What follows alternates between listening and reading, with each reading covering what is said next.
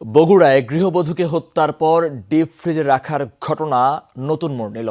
ঘটনার পর র্যাব জানিয়েছিল নিহতের ছেলে সাদ হত্যায় জড়িত। তাকে রিমান্ডে নিয়ে পুলিশ দিয়েছে ভিন্ন তথ্য।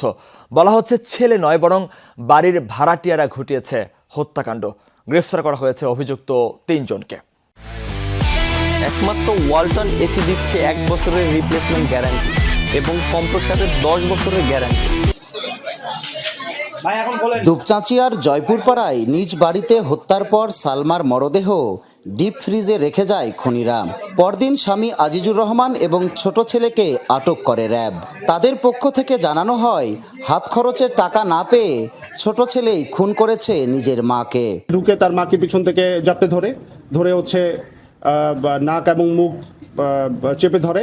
এর ফলে শ্বাসরোধে ভদ্রমহিলা মারা যান। মায়ের হত্যা মামলা